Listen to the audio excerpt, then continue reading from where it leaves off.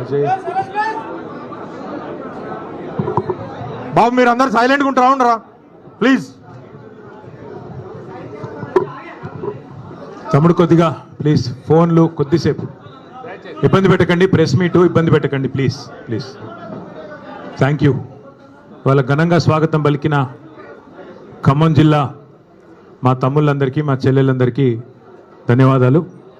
మరి ఈరోజు పత్రికా సమావేశానికి హాజరైన పాత్రికేయ మిత్రులందరికీ కూడా హృదయపూర్వకంగా నమస్కారాలు. ఈరోజు ఉమ్మడి ఖమ్మం జిల్లాలో ఆనాడు సోదరులు మాజీ శాసనసభ్యులు బానోత్ మదన్ లాల్ గారు మరణించినప్పుడు నేను దేశంలో లేను.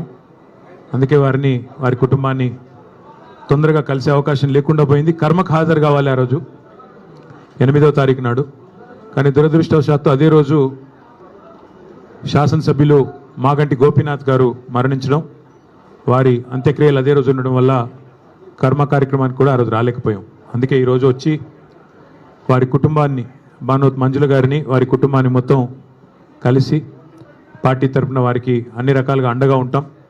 అన్ని రకాలుగా ఆ కుటుంబాన్ని పార్టీ ఆదుకుంటుంది, వారికి అండగా ఉంటుంది అని చెప్పి వారికి ధైర్యం చెప్పి ఇక్కడి నుంచి గౌరవనీయులు మా కొత్తగూడెం జిల్లా పార్టీ అధ్యక్షులు మాజీ శాసనసభ్యులు రేగా కాంతారావు గారి మాతృమూర్తి పరమపదించారు. వారిని పరామర్శించడానికి వెళ్ళాలి. మధ్యలో ఇవాళ ఇక్కడ ఖమ్మంలో ప్రత్యేకంగా ప్రెస్ మీట్ ఏర్పాటు చేయడానికి కారణం ఒకటే. రాష్ట్రంలోని యువతకి నా విజ్ఞప్తి, మత్తు పదార్థాలకి, డ్రగ్స్కి దూరంగా ఉండండి. పొరపాటున కూడా అలవాటు చేసుకోవద్దు. పొరపాటున కూడా అవి అలవాటు చేసుకుంటే జీవితాలు నాశనం అవుతాయి. నేను జీవితంలో ఎన్నడూ సిగరెట్ కూడా తాగని వ్యక్తిని. అట్లాగే మరి మీరందరూ కూడా తప్పకుండా డ్రగ్స్కి, మత్తు పదార్థాలకి దూరంగా ఉండాలని కోరుతా. రాష్ట్ర ప్రజలకు కూడా ఒక విజ్ఞప్తి, రేవంత్ రెడ్డి గారి స్పీచ్లకి, వార్తలకి, చిట్చాట్లకు కూడా దూరంగా ఉండండి నా విజ్ఞప్తి. ఎట్లాగైతే మరి డ్రగ్స్ మనుషుల ప్రాణాలు హరిస్తాయో అట్లాగే కొన్ని నికృష్టపు మాటలు, నికృష్టపు డైలాగులు మరి మీ ప్రశాంతతకు, మీ ఆరోగ్యానికి కూడా, రాష్ట్ర ఆరోగ్యానికి కూడా హానికరం. పెద్దలు చెప్తారు, నక్క పీనుగునే పిక్కు తింటుంది, పంది బురదలోనే పొరలాడుతుంది, పెండ పురుగు గుడ్ల చావిట్లోనే తిరుగుతుంది. అట్లాగే గుంపు మేస్త్రి నోట్లోంచి కంపు తప్ప ఏమీ రాదు, నికృష్టపు మాటలు తప్ప ఏది రాదని మళ్ళొక్కసారి తేలిపోయింది. ఒకరోజు ఫోన్ ట్యాపింగ్ అంటాడు, మరొక రోజు ఫార్ములా ఈ అంటాడు, ఇంకో రోజు డ్రగ్స్ అంటాడు, కాదంటే కాళేశ్వరం, లేదంటే కేసీఆర్. 20 నెలల్లో ఈ నికృష్టుడి బతుకు, ఈ రాష్ట్ర ముఖ్యమంత్రిగా ఉన్న నికృష్టుడి బతుకు కేసీఆర్ జపం చేయడం, డైవర్షన్ టాక్టిక్స్ తప్ప, హెడ్లైన్ మేనేజ్మెంటు, డెడ్లైన్ మేనేజ్మెంట్ తప్ప చేసింది ఏంది? ఇప్పటి వరకు ఈ రాష్ట్రంలో ఏ వర్గానికి నువ్వు చేసింది ఏంది నేను అడుగుతా ఉన్నా. అందుకే పెద్దలు చెప్తారు, పంది ఎంత బలిసినా నంది కాదు. నువ్వు ముఖ్యమంత్రి కావచ్చు, ఇంకో 3 ఏళ్ళు ఉండొచ్చు, మురిపంగా డబ్బుల మూటలు దోచుకుంటూ ఉండొచ్చు, కానీ ఎన్నటికీ నీ బతుకు ఒక పెండ పురుగులోని పురుగు బతికే తప్ప నీది ఎన్నటికైనా కూడా కేసీఆర్ స్థాయి కానీ, ఆ ముఖ్యమంత్రి పదవికి ఉండే ఒక గౌరవాన్ని కానీ, గతంలో మహామహులు ఆ పదవిని అధిష్ఠించారు. ఓ విజయభాస్కర్ రెడ్డి గారు, ఓ ఎన్టీ రామారావు గారు, ఒక రాజశేఖర రెడ్డి గారు, ఓ చంద్రబాబు నాయుడు గారు, ఓ కేసీఆర్ గారు. వాళ్ళు ఆ పదవికి ఎక్కిన తర్వాత ఎంత హుందాగా వ్యవహారం చేశారు. ఒక రోషయ్య గారు ఎంత హుందాగా వ్యవహరించారు, మీరెంత నికృష్టంగా వ్యవహరిస్తున్నారు. ఇది రాష్ట్రమే కాదు, దేశం మొత్తం గమనిస్తూ ఉంది. 2 ఏళ్ళైంది మీరు తెలంగాణ రాష్ట్రానికి ముఖ్యమంత్రి అయ్యి. మీ వల్ల వీసమెత్తు లాభం పొందిన ఒక మనిషి కానీ, ఒక వర్గం కానీ చూపెడతావా? ఒకటి మాత్రం ఒప్పుకోవాలి, రేవంత్ రెడ్డి గారి వల్ల బాగా లాభపడింది ఎవరయ్యా అంటే చిల్లర గాసిప్ వెబ్సైట్లు, యూట్యూబ్ ఛానళ్ళు, వాటికి పెట్టే దిక్కుమాలిన తంబునేళ్ళు నడుపుకునే కొంతమందికి మాత్రం రేవంత్ రెడ్డి వల్ల కడుపు నిండా మరి బ్రహ్మాండంగా ఆదాయం వస్తున్నమాట మాత్రం వాస్తవం. 3rd రేట్ యూట్యూబ్ ఛానళ్ళకి, మీడియా ముసుగులో దరిద్రాన్ని వండే దగుల్బాజీలకు ఆదాయం పెరగొచ్చు, కానీ రాష్ట్ర ప్రజలకు మాత్రం దమ్మిడి ఆదాయం కూడా దమ్మిడి లాభం కూడా నీ వల్ల లేదు అనేది వాస్తవం. రోత వార్తలు, రోత డైలాగులతో ఇవాళ ఇష్టం వచ్చినట్టు మాట్లాడి చిట్ చాట్ల పేరిట నువ్వు చీటింగ్ ఏదైతే చేస్తున్నావో ఈ రాష్ట్ర ప్రజల్ని జనం చీకొట్టే పరిస్థితి తెచ్చుకుంటా ఉన్నావు. టన్నుల కొద్ది కేసులు పెట్టాడు 20 నెలల్లో, టన్నుల కొద్ది కేసులు. గుండు పిన్నంత ఆధారం అన్న దొరికిందా? ఉంటే కదా దొరికేదానికి, తప్పు చేస్తే కదా భయపడేదానికి. అందుకే నేను అనేది, చేతిలో పవర్ ఉంది నీకు. నువ్వే హోంమంత్రి, నువ్వే ముఖ్యమంత్రి, నీ కిందే మొత్తం వేల మంది పోలీసులు ఉన్నారు, మంది మార్బలం వ్యవస్థ అంతా నీకే ఉంది. ఏం తప్పు చూపెట్టినావు? 20 నెలల్లో ఏం పీకినావు? ఎంతసేపు లీకులు.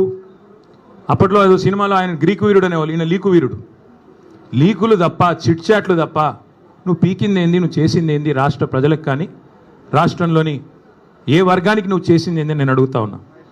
మేమేమి తప్పు చేయలేదు కాబట్టే ఇవాళ ఇంత ధైర్యంగా మొహమాటం లేకుండా దమ్ముంటే లై డిటెక్టర్ పరీక్ష పెట్టు, దమ్ముంటే లై డిటెక్టర్ పరీక్ష పెట్టు అని చెప్పిన మొట్టమొదటి రాజకీయ నాయకుడిని నేను. నీకుందా దమ్ము? ఓటుకు నోటు కేసులో నేను డబ్బులు తీసుకోలేదు లేదా ఇవ్వలేదు అని చెప్పే దమ్ము నీకుందా లై డిటెక్టర్ పరీక్షలో? మగాడివైతే, పిరికి సన్నాసివి కాకపోతే వస్తావా? ఉద్రం కూర్చుందాం, రాష్ట్ర ప్రజల ముందు లైవ్ కెమెరాల ముందు కూర్చుందాం, ఎవరేందో ప్రజలను తెలవమందాం. ఇద్దరి మీద ఉంది కదా ఏసీబీ కేసు, నీ మీదో కేసు ఉంది, నా మీదో కేసు ఉంది. నువ్వు మరి రా, ముందుకు రా అని కూడా సవాల్ చేసిన రాలా. పెడితే పెట్టాడు కేసులు, ఏదో ఫార్ములా ఈ అని, కమిషన్ అని, ఇదని అదని పెట్టాడు. దొంగ కేసు పెట్టినా అది కూడా పెట్టడం సరిగ్గా రాదు ఈయనకి. అదే సినిమాలో చెప్తారు, బ్రహ్మానందం గారు దొంగ పాత్ర వేస్తాడు, వేసిన తర్వాత అందులో ఆయన చెప్తాడు, ఆ హీరో గారు, వీడు దొంగ కానీ దొరికిపోవడం వీడి స్పెషాలిటీ అంటాడు. అట్లాగే రేవంత్ రెడ్డి స్పెషాలిటీ ఏంటంటే దొరికిపోవడం, పనికి మళ్ళీ డైలాగులు కొట్టడం, మళ్ళీ వెంటనే దొరికిపోవడం. అందుకే నేను అనేది, మీకు రేవంత్ రెడ్డి గారికి నేను చెప్తా ఉన్నా, నువ్వు సీసీ కెమెరాల్లో దొరికిపోయిన చిల్లర దొంగవి. నీ బుద్ధి ముఖ్యమంత్రి అయినాక కూడా మారలా. చిట్ చాట్ల పేరిట్లో చీకటి భాగవతం ఎందుకు, చీకటి బతుకులు ఎందుకు? నేను అడుగుతా ఉన్నా, స్ట్రైట్గా మాట్లాడుకుందాం రా. నువ్వే డైలాగ్ కొడుతీవి కదా, కేసీఆర్ వస్తాడా, కేటీఆర్ వస్తాడా, రండి అన్నావు. నేను వచ్చిన, నువ్వు పారిపోయిన పిరికి సన్నాసివి. నీ సవాల్ స్వీకరించి నేను వస్తే మాట మీది నుండి తప్పుకుని పారిపోయిన పిరికి సన్నాసివి ఇవాళ చీకటి భాగవతాలు, చీకటి డైలాగులు, మీడియా మిత్రులతో చిట్ చాట్ల పేరిట డ్రామాలు ఎందుకు? ఇప్పుడు కూడా మళ్ళీ అడుగుతున్నా, ఎక్కడ పెడతావో పెట్టు చర్చ, వస్తాను. నువ్వు ఎక్కడంటే అక్కడ పెట్టు. అసెంబ్లీ అంటాడు, అసెంబ్లీలో మైక్ కట్ చేయకుండా చూద్దాం. నువ్వే చెప్పుకున్నావు కదా ఒక పత్రికకు పోయి, ఆ చెంప ఈ చెంప వాయిస్తున్నారు అసెంబ్లీలో అని. భయం నీకు, ఎందుకంటే నీకు రచ్చ చేయడం తెలుసు తప్ప చర్చ చేయడం తెలీదు. రచ్చ చేయమంటే, ఇష్టం వచ్చిన బూతులు మాట్లాడమంటే, గుడ్లు బీకి గోటీలాడతా, పేగులు తీసి మెడలో వేసుకుంటా అనే పనికి మాలిన డైలాగులు కొట్టమంటే, పాత చింతకాయ పచ్చడి లాంటి డైలాగులు అవి వస్తాయి. ఎక్కడికి రమ్మంటావు చెప్పు? జూబ్లీహిల్స్ ప్యాలెస్కి రమ్మంటావా? నీ కొడంగల్ కోటలోకి రమ్మంటావా? నేను నీలాగా పారిపోయే పిరికి పందని కాదు. నువ్వు ఏ చర్చకు, ఏ విషయంలో ఎప్పుడన్నా సరే రెడీగా ఉన్నావు. ఎందుకంటే మేము పోరాటాల పార్టీగా, పోరాటాల నుంచి వచ్చిన వాళ్ళం తప్ప నీలాగా బ్యాగులు మోసి సద్దులు మోసి వచ్చిన వాళ్ళం కాదు. మరొకసారి చెప్తున్నా, ఇదివరకు చెప్పా, మళ్ళొకసారి చెప్తున్నా. ఇదివరకు ఒక ఆయన ఇట్లాగే బీజేపీ ఆయన పనికి మాలిన మాటలు మాట్లాడితే, ఈ టెస్ట్ పెట్టుకుంటావు, ఆ టెస్ట్ పెట్టుకుంటావు అంటే, ఏం టెస్ట్ పెడతావో పెట్టుకోరా, బొచ్చిమంటే బొచ్చిస్తా, ఏది ఇమ్మంటే అది ఇస్తా అని చెప్పాను. నువ్వు ఏ టెస్ట్ పెట్టినా దానికి నేను రెడీ. మరి నేను అడుగుతా ఉన్నా రేవంత్ రెడ్డిని, ఆయన కుటుంబ సభ్యులకు కూడా అడుగుతా ఉన్నా. నేను ఆయన కుటుంబ సభ్యులకి విజ్ఞప్తి చేస్తూ ఉన్నా, రేవంత్ రెడ్డి గారి కుటుంబ సభ్యులకి, కాన్వాయ్లో తిరగడం, సెటిల్మెంట్లు చేయడం, బెదిరించి చందాలు గుంజుకోవడం ఇది ఒకటే కాదు. ముఖ్యమంత్రి గారి కుటుంబం మీరు, మీవాడు ఒక మానసిక రుగ్మతతో బాధపడతా ఉన్నాడు. ఎప్పుడు బట్టలు చింపుకొని రోడ్ల మీద పిచ్చోడ్లాగా పరిగెడతారని మేము కూడా కంగారు పడతా ఉన్నాం. చూపెట్టండి డాక్టర్లకి, వాటాల సంగతి తర్వాత చూసుకోవచ్చు. ముందు పిచ్చోడైపోయి బట్టలు చింపుకొని రోడ్ల మీద పరిగెత్తేలాగా ఉన్నాడు. మరి ఆ దరిద్రం రాష్ట్ర ప్రజలు చూడకముందే దయచేసి ఒక మానసిక ఆసుపత్రికి తీసుకొని పోయి చూపెట్టాలని చెప్పి నేను కోరుతా ఉన్నా. ఇంకొకటి నేను రాష్ట్ర ప్రజలకు కూడా విజ్ఞప్తి చేస్తూ ఉన్నా, ఈ మధ్యన ఒక అలవాటుగా మారిపోయింది. ఏ ఆధారము లేకపోయినా, ఏ అధికారిక ప్రెస్ మీట్ లేకపోయినా, అధికారిక స్టేట్మెంట్ లేకపోయినా, ఇదిగో పులి అంటే అదిగో తోక, ఇదిగో ట్యాపింగ్, ఈ హీరోయిన్ ఆ హీరోయిన్, ఈయన డ్రగ్గులు వాడాడు, ఆయన డ్రగ్గులు వాడాడు, ఒక్కడంటే ఒక్కడు ఈ రాష్ట్ర ప్రభుత్వంలో కానీ, ఈ రాష్ట్ర అధికార యంత్రాంగంలో కానీ అధికారికంగా ఏమైనా చెప్పారా? ఏంది గాసిప్సు, ఏంది నాన్సెన్సు? ఎవరన్నా మీకు వచ్చి ఫలానా వాడు తప్పు చేశాడని చెప్పారా ఇప్పటికీ? ఇది ట్యాపింగు, అది కుంభకోణం, ఇది లంబకోణం, అది డ్రగ్స్, ఇవేనా? ఇంకా 6 గ్యారెంటీలు మర్చిపోదామా? 420 దొంగ హామీలు మర్చిపోదామా? ఆడబిడ్డలకు ఇస్తానన్న 2500 మర్చిపోదామా? ముసలోళ్ళకి ఇస్తానన్న 4000 పెన్షన్లు మర్చిపోదామా? రైతులకు ఇస్తానన్న బోనస్ మర్చిపోదామా? ఇదిగో పులి అదిగో తోక అని వదంతులు పట్టుకునే రోజు మనం అందులో ఒత్తుకుంటూ కూర్చుందామా ఫోన్లో? ఈ తంబునేలు ఆ తంబునేలు, వీడు ఇట్లా అంట వాడు అట్లా అంట, ఈయన ఇంకా మనకు కావాల్సింది? ఈ గాసిప్స్ అడిక్షన్ కూడా, ఈ గాసిప్స్ ఏవైతే ఈ వదంతులు, ఈ రూమర్స్ ఏవైతే ఉన్నాయో వీటి అడిక్షన్ కూడా ఈ రేవంత్ రెడ్డికి పట్టుకున్నది. ఓ పిచ్చోడ్లాగా మాట్లాడుతూ ఉన్నాడు. ఆ జూబ్లీ ప్రాంతం ఉంటుంది హైదరాబాద్లో, అక్కడ కిట్టి పార్టీలు జరుగుతూ ఉంటాయి. మధ్యాహ్నం కొంతమంది బాగా డబ్బున్నోళ్ళు కిట్టి పార్టీలు చేసుకొని వీళ్ళ గురించి వాళ్ళ చెవులు కొరుక్కోవడం, వాళ్ళ గురించి వీళ్ళ చెవులు కొరుక్కోవడం, అది జరిగేది. ఈయన కూడా అట్లాంటి కిట్టి పార్టీ ఆంటీ ఈయన రేవంత్ రెడ్డి గారు. ఎక్కడో ఎవడో చెప్పింది అదే నిజం అనుకుని భ్రమించి దాన్ని మళ్ళీ 10 మందిని పోగేసుకొని, మీడియాని పోగేసుకొని చిట్ చాట్ల పేరిట చిల్లర మాటలు మాట్లాడే నికృష్టుడు రేవంత్ రెడ్డి. నేను అందుకే అంటా ఉన్నా, నువ్వేదో వాగావు కదా నేను డ్రగ్స్ బిగ్స్ అని. దమ్ముంటే మగాడివైతే బయటికి వచ్చి పత్రికల్లో మాట్లాడు, నువ్వే ముఖ్యమంత్రి, నువ్వే హోంమంత్రి, ఏం ఆధారం ఉందో పెట్టు. అంతేగాని ఒక దొంగలాగా నీకు అలవాటైన పని చీకట్లో కూర్చొని 10 మందితో ఒకటి చెవులో కూడా కొరుక్కొని పనికిమాలిన మాటలు మాట్లాడుతూ టైంపాస్ చేయకు. ఇంకొక మాట కూడా అడుగుతా ఉన్నా నేను, ఈ శవాల మీద పేలాలు ఏరుకోవడం ఏందే నాకు అర్థం కాదు. ఎవరో చనిపోతే దుబాయ్లో దాన్ని నాకంట కట్టడం ఏంది? నీ బొంద ఏమైనా జ్ఞానం ఉందా నీకు అసలు? ఏం మాట్లాడుతున్నావు? రాష్ట్ర ముఖ్యమంత్రివా లేకపోతే శవాల మీద పేలాలు ఏరుకునే దౌర్భాగ్యుడివా? నేను అందుకే అంటా ఉన్నా, నీకు దమ్ముంటే ఆధారం బయట పెట్టు, దమ్ముంటే ఏ టెస్ట్ చేస్తావో చెయ్యి, దమ్ముంటే నీ దగ్గర ఏం ఆధారం ఉందో పెట్టు. లేదా ఈ కిట్టి పార్టీ ఆంటీ లాగా ప్రతిరోజు వీళ్ళ చెవు కొరికి వాళ్ళ చెవు కొరికి హెడ్లైన్లు మేనేజ్ చేసి మీడియాను మేనేజ్ చేసి ఎక్కువ రోజులు బతకలేవు. ఇంకో మాట నేను అడుగుతా ఉన్నా, నేను అంటా ఉన్నాడు, నేనంట కోర్టుకు పోయి స్టే తెచ్చుకున్నా అంట. కోర్టు ఏం చెప్పింది తెలుసా రేవంత్ రెడ్డిని? ఇట్లాగే పిచ్చిబాగుడు వాగుతుంది. నేను చెప్పేది ఈరోజు కాదు, 2021లో ఇట్లాగే సన్నాసి మాటలు మాట్లాడినాడు, డ్రగ్స్ గిగ్స్ అని. నేను కోర్టుకు పోయి పనికిమాలిన మాటలు మాట్లాడుతున్నాడు ఆధారం లేకుండా అని కోర్టుకు పోతే కోర్టు ఏం చెప్పింది తెలుసా? చెత్త మాట్లాడితే చెప్పు తీసుకొని కొడతామని చెప్పి ఇంజంక్షన్ ఆర్డర్ ఇచ్చింది. దాన్ని స్టే అంటాడు. ఈ మూర్ఖుడికి ఇంజంక్షన్ ఆర్డర్ తెలియదు, స్టే తెలియదు. చెత్త మాటలు మాట్లాడితే చెప్పు తీసుకొని కొడతా అని కోర్టు చెప్పింది, నేను కాదు. బుద్ధి జ్ఞానం ఉంటే ఆ ఇంజంక్షన్ ఆర్డర్ ఇంకా ఉంది. నువ్వు ముఖ్యమంత్రివి. ఒక థర్డ్ రేట్ చిల్లరగాడిలాగా బజార్లో పోయే చిల్లర పంచాయతీలాగా చెయ్యకు. ఇంకో మాట అంటాడు, నేనేదో లోకేష్ని కలిసినట్టు అర్ధరాత్రి పోయి, మేమేం చేసినా బాజాప్తా చేస్తాం, బేజాప్తా చేయాల్సిన కర్మ మాకు లేదు. అయినా నాకు తెలియక అడుగుతా, లోకేష్ ఏమైనా నీలెక్క అంతర్రాష్ట్ర దొంగనా? లోకేష్ ఏమైనా నీలెక్క సంచులు మోసినోడా? లోకేష్ ఏమైనా నీలెక్క చదువు రానోడా? కలిస్తే తప్పేంది? ఒకవేళ కలవలేదు, కలిస్తే తప్పేంది? అయినా నాకు తెలియక ఇంకో మాట అడుగుతా, పక్క రాష్ట్ర మంత్రి యువకుడు, నాతో డెఫినెట్గా సత్సంబంధాలు ఉన్నాయి, ఇద్దరం కూడా ఫ్రెండ్లీగా ఉంటాము, కలవలేదు, కానీ కలిస్తే తప్పేంది? నాకు తెలియక అడుగుతా. అయినా మీ పెద్ద బాసు చంద్రబాబు కొడుకే కదా, నేను ఏదో గూండానో దావుద్ ఇబ్రాహింనో సీకట్లో కలిసినట్టు డైలాగులేంద్ర హౌలా. నేను అడిగింది ఏంది? నేను చెప్పింది ఏంది? నేను దొంగను కలిసిన నీలాగా, లేకపోతే నీలాగా లోఫర్ రాజకీయాలు చేస్తున్నాను ఢిల్లీలో పోయి, చీకట్లో పోయి అమిత్ షా కాళ్ళు పట్టుకొని, చీకట్లో పోయి మోడీ గారి పాదాలకు ప్రణమిల్లి చిల్లర రాజకీయం చేస్తున్నానా? పక్క రాష్ట్ర మంత్రి యువకుడు నాకు తమ్ముళ్ళు అంటాడు, కలిస్తే కలుస్తా, కానీ నేను కలవలేదు. దానికి ఏదో పెద్ద ఈయనేదో గొప్ప విషయం కనిపెట్టినట్టు. ఆయన నాకు తెలియక అడుగుతా, పాలన గురించి తెలుసుకోవాలంటే మమ్మల్నే కలుస్తారు బీఆర్ఎస్లను, దోపిడీ గురించి తెలుసుకోవాలంటే నిన్ను కలుస్తారు.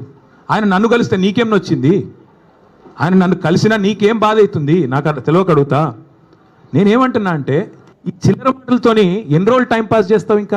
ఇంకెన్ని రోజులు ప్రజలు ఇవాళ ఆగం చేసే ప్రయత్నం చేస్తున్నావు? అసలు నిన్న రేవంత్ రెడ్డి గారు ఎందుకు మాట్లాడండి పనికి మాలిన మాటలు? ఎందుకు అంటే ఒకటే కారణం, ఈయన దొరికిపోయిండు. ఇందాక నేను చెప్పిన కదా, దొంగతనం చేయడం మళ్ళీ దొరికిపోవడం ఈయన స్పెషాలిటీ. 48 గంటల ముందు డైలాగులు కొట్టిండు, నేను రానే రాను. ఆంధ్ర వాళ్ళు మీటింగ్ పెట్టినారు, ఆంధ్ర ప్రభుత్వం వాళ్ళ చేతుల్లోనే కేంద్ర ప్రభుత్వం కూడా ఉంది, మరి నేను రాను. చంద్రబాబు పిలిచినా బనకచెర్ల గురించి అయితే నేను రాను అని డైలాగులు కొట్టినాడు, లీకులు ఇచ్చినాడు, లీకు వీరుడు. ఇచ్చిన తర్వాత 24 గంటల్లో ఏం మారిందో తెలియదు, 24 గంటల్లో ఏం జరిగిందో తెలియదు. టకామని ఢిల్లీలో తేలిండు. ఢిల్లీలో తేలిన తర్వాత స్పష్టంగా దొరికిపోయినాడు. ఈయనేమో బనకచెర్ల ప్రస్తావనే రాలేదంటాడు. ఆంధ్ర మంత్రి గారు రామానాయుడు గారు బయటకు వచ్చి మొట్టమొదటి ఎజెండా అంశమే బనకచెర్ల, దాని మీద మాట్లాడినాం, 30 రోజుల్లో కమిటీ వేస్తున్నాం, అయిపోయింది, చంద్రబాబు డైరెక్షన్ ఇచ్చిండు, రేవంత్ ఓకే అన్నాడు అన్న లెవెల్లో ఆయన మాట్లాడుతున్నాడు. దొరికిపోయింది దొంగ. తెలంగాణ ప్రయోజనాలను, గోదావరి జలాలను పూర్తి స్థాయిలో చంద్రబాబు గారికి తాకట్టు పెట్టినాడు అని దొరికిపోగానే మళ్ళీ డైవర్షన్ స్టార్ట్. కొన్ని రోజులు ట్యాపింగు, కొన్ని రోజులు కాళేశ్వరం, కొన్ని రోజులు ఫార్ములా, ఇంకొన్ని రోజులు డ్రగ్స్, మన్ను మశానం వాడి బొంద తప్ప ప్రజలకు పనికొచ్చే ఒక్క మాట, ప్రజలకు పనికొచ్చే ఒక్క మాట, ఒక్కటంటే ఒక్క మాట మాట్లాడినాడా? చిట్ చాట్లో మహాలక్ష్మి ఎప్పుడు ఇస్తావో చెప్పావా? రైతులకు మొత్తం రుణమాఫీ ఎప్పుడు పూర్తి చేస్తావో చెప్పావా? బోనస్ ఎంత ఇచ్చినావు, ఇంకా మిగతాది ఎప్పుడు ఇస్తావో చెప్పావా? రైతు భరోసా అని డైలాగులు కొట్టి 15,000 అని చెప్పి 12,000 ఎందుకు ఇచ్చినావా? దౌర్భాగ్యం ఏందో చెప్పినావా? ఆడపిల్లలకు స్కూటీలు ఎప్పుడు ఇస్తావో చెప్పినావా? ముసలోళ్ళకి 4,000 పెన్షన్లు ఎప్పుడు ఇస్తావో చెప్పావా? ఇది ఏది చేత కాదు. కాబట్టి ఏం చేయాలి? ఈ తెలంగాణను దండుపాలెం బ్యాచ్ లాగా దోచుకుంటున్న అన్నదమ్ముళ్ళు, అనుముల బ్రదర్సు, నువ్వు కలిసి, అదేవిధంగా మీ వాళ్ళు కలిసి మొత్తం ఈరోజు డైవర్షన్ గేమ్లు తప్ప 20 నెలల్లో చేసింది ఏంది? ఇవాళ వెన్నుపోటు పొడవడం అనేది రేవంత్ రెడ్డికి ఏం కొత్త కాదు, వెన్నతో పెట్టిన విద్య. నమ్మి ఓటేసిన పాపానికి దేశ రాజధాని ఢిల్లీ సాక్షిగా మరి మళ్ళొక్కసారి తెలంగాణ ప్రజల గొంతు కోసిన కసాయి రేవంత్ రెడ్డి. నాడు నోట్ల కట్టలతో అడ్డంగా దొరికిండు, ఈరోజు ప్రజల నోట్లోనే మట్టి కొడతా ఉన్నాడు రేవంత్ రెడ్డి. త్యాగాలు, పోరాటాలు, బలిదానాలతో ఏర్పడ్డ ఈ తెలంగాణకి ఇట్లాంటి నికృష్టుడు ముఖ్యమంత్రిగా ఉండడం అనేది నిజంగా కూడా మనందరికీ అవమానం. కేసీఆర్ గారి ప్రభుత్వంలో 10 ఏళ్ళు ఇదే ఖమ్మం జిల్లాలో కానీ మిగతా ఉమ్మడి జిల్లాల్లో కానీ రైతు పొలంలో నీళ్లు ఉండాలి కానీ రైతు కళ్ళల్లో కన్నీళ్ళు ఉండకూడదని చెప్పి ఒక కమిట్మెంట్తో ఇక్కడ సీతారామ ప్రాజెక్ట్ కట్టినా, భక్త రామదాస్ కట్టినా, కాళేశ్వరం కట్టినా, పాలమూరు రంగారెడ్డి ఎత్తిపోతల పథకం కట్టినా, చెరువులు బాగు చేయడానికి మిషన్ కాకతీయ, ఇక్కడికి వచ్చేటప్పుడు కూడా లక్కారం చెరువు, అక్కడ పెద్ద ఆర్చ్ మీద రాస్తుంది మిషన్ కాకతీయ లక్కారం చెరువు అని. అట్లాంటి కార్యక్రమాలు మరి అనుక్షణం తప్పించి మరి 14 ఏళ్ళు ఆనాడు నీళ్ల పేరిట పోరాటం చేసిన, 10 ఏళ్ళు ప్రభుత్వాన్ని నడిపిన కేసీఆర్ గారు ప్రాజెక్టులు కట్టారు. రైతు బాగుండాలని తప్పించి రైతు బంధు పెట్టి, రైతు బీమా పెట్టి, పంటలు కొని బ్రహ్మాండంగా నీళ్ళు అందించి 12వ స్థానంలో ఉన్న తెలంగాణ నెంబర్ 1 స్థానాన్ని తీసుకొని పోయారు. కానీ దాని గురించి కూడా నిన్న చిల్లర మాటలు ఢిల్లీలో మాట్లాడిండు రేవంత్ రెడ్డి. బాబు గారితో మరి జరిగిపోయిన దొంగ ఒప్పందం, చీకటి ఒప్పందం బయటపడంగానే కవర్ చేసుకోవడానికి కవర్ డ్రైవ్లు, ఇవన్నీ ఎక్స్ట్రా కవర్ డ్రైవ్లు, డ్రగ్స్, కాళేశ్వరము, ట్యాపింగు, టూపింగు. అందుకే కుడిదిలో పడ్డ ఎలకలా కొట్టుకుంటా ఉన్నాడు. ఏం చేయాలో తెలియదు, దొరికిపోయిండు, అడ్డంగా దొరికిపోవడం కాబట్టి అడ్డదారులు ఎత్తుకుతా ఉన్నాడు. ఎజెండాలో ఫస్ట్ ఐటమ్ అని చెప్పాడు కదా, నేను కాదుగా చెప్పింది. ఎజెండాలో ఫస్ట్ ఐటమ్ అని నిమ్మల రామానాయుడు గారు, ఏపీ మంత్రి గారు చెప్పిన మాట వాస్తవం కాదా? ఇంత స్పష్టంగా చెప్పిన తర్వాత తెలంగాణ ముఖ్యమంత్రి అబద్ధాలు చెప్పిన మాట వాస్తవం కాదా? అందుకే నేను అనేది 70 లక్షల మంది రైతుల ముందు, ఇవాళ కోట్లాది మంది ప్రజల ముందు మళ్ళొకసారి దొరికిపోయింది కాబట్టే ఈ మైండ్ బ్లాంక్ అయిపోయి ఈ పనికిమాలిన మాటలతో అటెన్షన్ డైవర్షన్ కోసం ఈ చెత్తవాగుడంతా వాగుతూ ఉన్నాడు. డ్రైనేజీ కంపు ఎంత అయితే ఉంటుందో అంతకంటే ఎక్కువ మీ దగ్గర అదే ఉండేది. ఇక్కడ ఇదివరకు కాలువ, ఆ గోళ్ళపాడు ఉండే ఇదివరకు అలా పోవాలంటేనే భయం అవుతుండే, అంతకంటే కంపు ఉన్నది ఇప్పుడు రేవంత్ రెడ్డి నోరు. ఆ నోరు తెరిస్తే దరిద్రం గబ్బు తప్ప ఒక్కటంటే ఒక్క మంచి మాట రాదు. అట్లే నేను అడుగుతా ఉన్నా, ఈ జిల్లాలో ఏం చేశారు ఇప్పుడు రేవంత్ రెడ్డి గారు? ఈ 20 నెలల కాలంలో రాష్ట్రానికి ఏం చేసినావు, ఖమ్మం జిల్లాకి ఏం చేసినావు చెప్తావా? కేసీఆర్ గారు కట్టిన ప్రాజెక్టు సీతారామ, ఆ ప్రాజెక్టుకు వచ్చి రిబ్బన్ కట్ చేసి నెత్తిన నీళ్ళు చల్లుకోవడం తప్ప నువ్వు పీకింది ఏంది, నీ మంత్రులు పీకింది ఏంది అని అడుగుతా ఉన్నా. ఒక మంత్రి ఏమో బాంబుల్లో బిజీగా ఉన్నాడు, ఆయన పేరు బాంబులేట్ అయిపోయింది పాపం. ఇప్పుడు బాంబు వెళ్తుంది, అప్పుడు బాంబు వెళ్తుంది, Karthika Pournami bye, Deepavali bye, Sankranti bye, మళ్ళీ దసరా రానివట్టే, దీపావళి రానివట్టే, ఇప్పుడు వెళ్తుంది అప్పుడు వెళ్తుంది. ఏంది పేలేది, ఏంది చేసింది ఏంది, నువ్వు పీకేది ఏంది? అందుకే చెప్పాను నేను లాస్ట్లో కూడా, ఏదో ఉచ్చులో ఇరుక్కున్నాడు అంటే ఉత్సాన బొత్స అని చెప్పాను.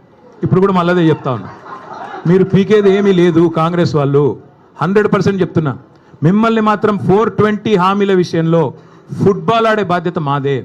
ప్రధాన ప్రతిపక్షంగా రేవంత్ రెడ్డి కావచ్చు, పొంగులేటి కావచ్చు, వాళ్ళ అయ్య కావచ్చు, వాళ్ళ తాత కావచ్చు, ఫుట్బాల్ ఆడే బాధ్యత మాది. ఇదే ఖమ్మం జిల్లాలో మళ్ళీ బ్రహ్మాండమైన మెజారిటీతో తిరిగి గులాబీ జెండా రెపరెపలు ఆడుతుంది. ఇప్పటికే ఖమ్మం జిల్లా ప్రజలకి మోసం కూడా అర్థమైంది. నేను ఎందుకు ఇలా బాధ అంతా ఏంటి, ఇలా ఆక్రోశం ఏంటి? పొంగులేటి శ్రీనివాసరెడ్డి గారికి బ్రహ్మాండంగా ఈ ప్రభుత్వం వచ్చిన తర్వాత కొడంగల్ లిఫ్ట్ ఇరిగేషన్లో 4,000 కోట్ల రూపాయల ప్రాజెక్టులు ఇచ్చారు. అదేవిధంగా ఎంత అద్భుతమైన బంధం అంటే బడేబాయి చోటేబాయి బంధం, బీజేపీ కాంగ్రెస్ బంధం ఎంత దృఢమైన బంధం అంటే పొంగులేటి ఇంటి మీద ఈడీ రైడ్ అయ్యి సంవత్సరం అయింది ఇప్పుడు దగ్గర. ఇటు పొంగులేటి మాట్లాడాడు, అటు ఈడీ వాడు మాట్లాడాడు. ఇప్పటికి నేను 10 సార్లు అడిగాను ఏం దొరికిందయ్యా అంటే మీరు మీడియా వాళ్ళు వేశారు. మీరు పొంగులేటి ఇంట్లోకి నోట్ల కట్టలు కౌంట్ చేయడానికి మెషిన్లు పోతున్నాయని రాశారు, స్క్రోలింగ్లు బ్రేకింగ్లు. మరి ఏమైంది? ఎవరు అడగరే? వస్తలేడా ఖమ్మానికి?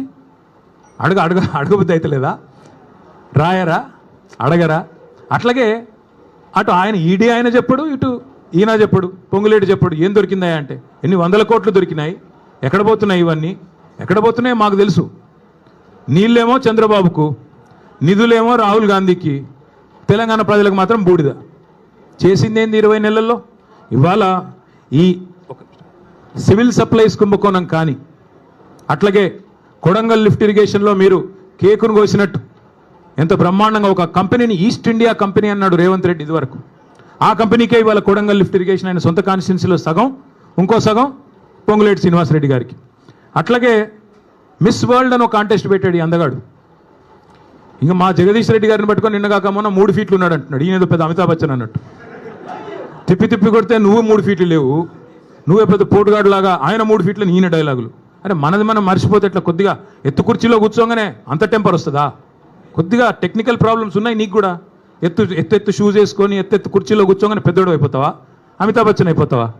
నేను అదే అడుగుతానా. ఈరోజు మిస్ వరల్డ్ అని పెట్టాడు ఈయన. మిస్ వరల్డ్ అని పెడితే ఏమైంది? అందులో ఒక అమ్మాయి మిస్ ఇంగ్లాండ్. కాంగ్రెస్ వాళ్ళ దౌర్భాగ్యం వల్ల 2 కాంగ్రెస్ నాయకులు నన్ను వేధించారు, ఒక వేశ్యలాగా చూశారు. ఇంత నికృష్టమైన ప్రభుత్వం ఎక్కడా లేదని ఒక ఆడపిల్ల, వేరే దేశ అమ్మాయి ఆడకూతురు దరిద్రం అని చెప్పి మధ్యలో వెళ్ళిపోయింది. కనీసం యాక్షన్ తీసుకున్నావా? కనీసం రాష్ట్ర పరువు అంతర్జాతీయంగా మంటగలిపినందుకు ఆడకూతులకు క్షమాపణ చెప్పావా? నీదో ప్రభుత్వం, నువ్వో ముఖ్యమంత్రి. రోత మాటలు, నికృష్టపు డైలాగులు తప్ప, వైఫల్యాలు దాచుకోవడానికి ఈ నికృష్టం తప్ప ఇంకోటి ఏంది? నేను ఇంకొకటి అడుగుతా ఉన్నా. కొన్ని బాకా పత్రికలు ఆయన ఊ అన్నా తుమ్మినా దగ్గినా ఓహో ఆహా అని రాసే బాకా పత్రికలు, ఎందుకంటే వాళ్ళు ఆడిచ్చినట్టు ఆడుతున్నాడు ఈయన. జుట్టు మొత్తం వాళ్ళ చేతుల్లో పెట్టుకొని వాళ్ళు ఎట్టు తిరగమంటే అటు తిరుగుతున్నాడు, వాళ్ళకేం రాసి ఇవ్వమంటే ఇస్తున్నాడు. కాబట్టి వాళ్ళని అడ్డం పెట్టుకుని ఈయన నా మీద పెద్ద పెద్ద రాతలు రాసుకో. పక్కాగా చెప్తున్నా, శిశుపాలుడు కూడా 100 తప్పుల దాకా బతికాడు. నీకు కూడా టైం వచ్చింది.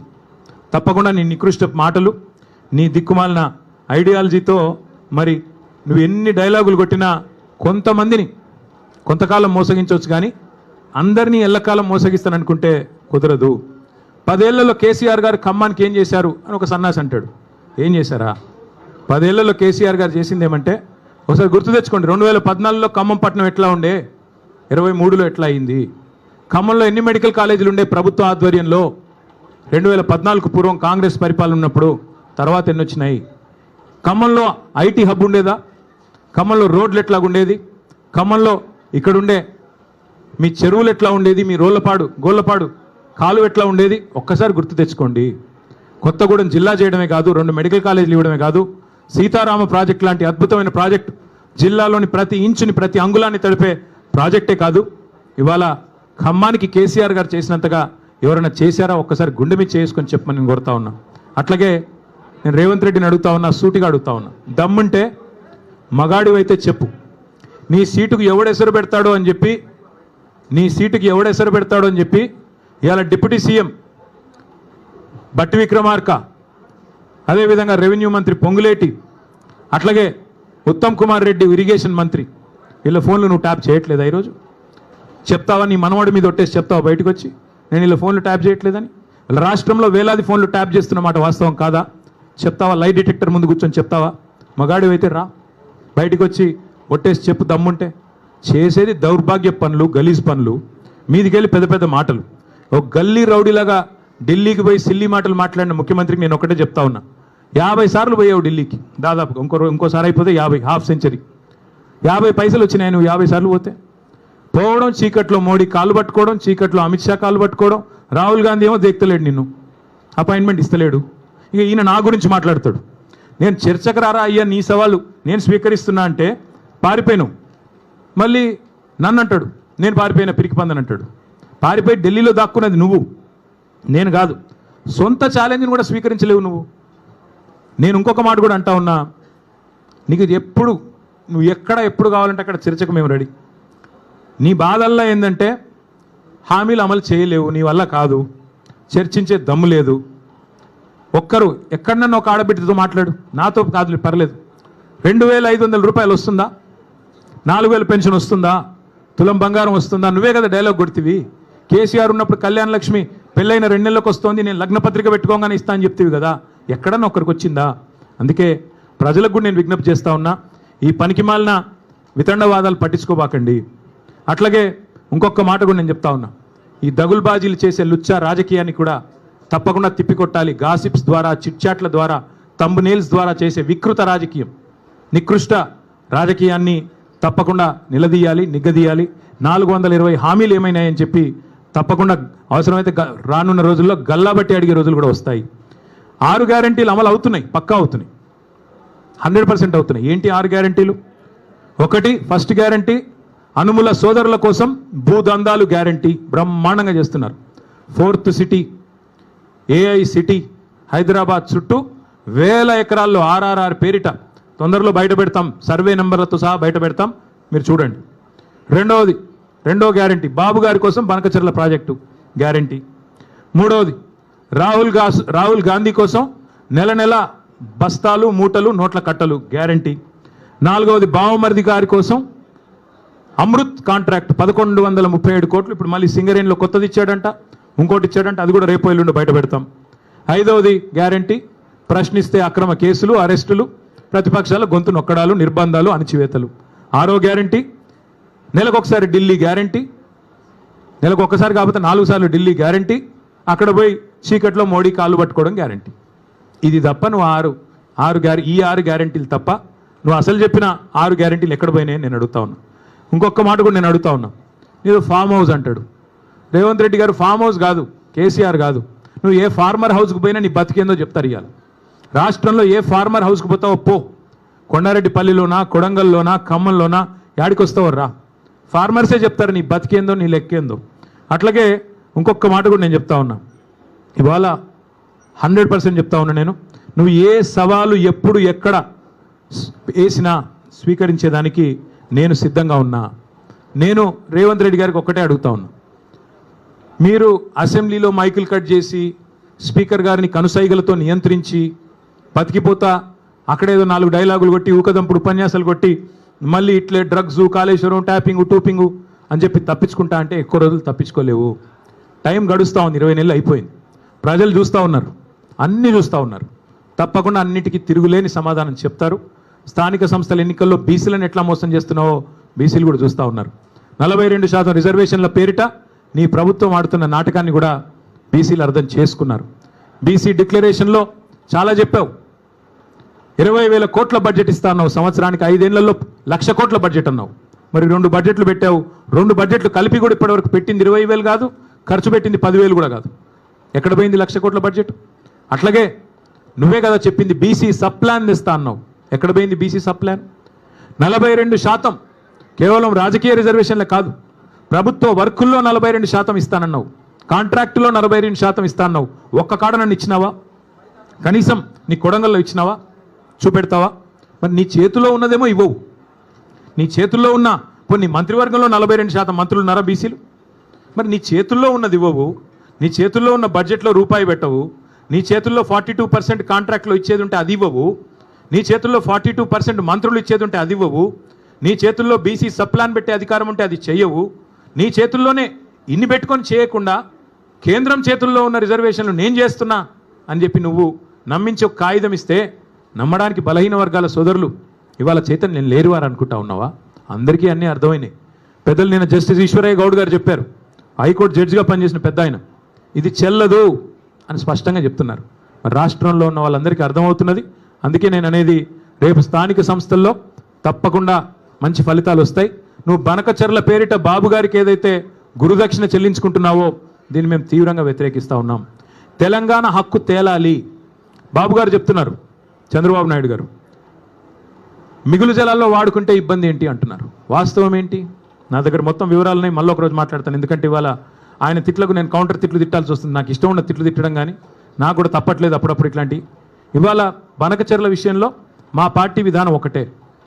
తెలంగాణ హక్కు నికర జలాల్లో మొదటి నుంచి 1486 టీఎంసీల నికర జలాల్లో మా ప్రభుత్వం ఉన్నప్పుడు 968 టీఎంసీలు తెలంగాణ వాటా అని నిర్దిష్టంగా మేము గోదావరి అవార్డు ప్రకారం, గోదావరి నది మీద వేసిన ట్రైబ్యునల్ ఇచ్చిన అవార్డు ప్రకారం మేము స్పష్టంగా రాష్ట్ర ప్రజలకి కేంద్రానికి చెప్పాం. అట్లాగే మిగులు జలాలు ఏవైతే 3000 టీఎంసీలు ఉన్నాయో అదే దామాషా ప్రకారం మాకు 1950 టీఎంసీల నీళ్లు మిగులు జలాల్లో కూడా మాకు రావాలి తెలంగాణకి. అది ముందు కేంద్రంతో ఒప్పించండి మీరు. బాబు గారి చేతుల్లో ఇవాళ కేంద్రం ఉంది.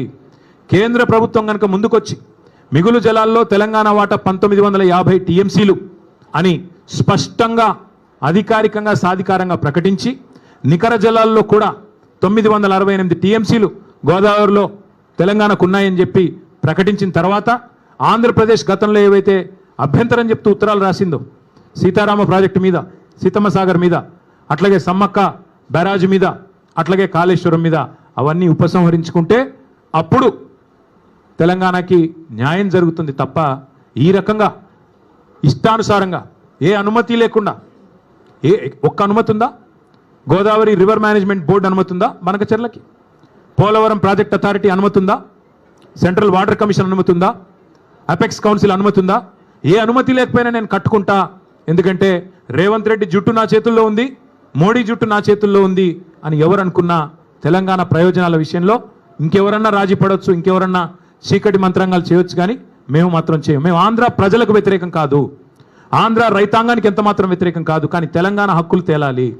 గోదావరి జలాల్లో నికర జలాల్లో మళ్ళీ చెప్తా ఉన్నా నేను 1486 టీఎంసీల్లో మొదటి నుంచి తెలంగాణ ప్రభుత్వం వాదిస్తున్నది కేసీఆర్ గారి నాయకత్వంలో 968 టీఎంసీలు మా ప్రాజెక్టులు ఇవి అని చెప్తున్నాం.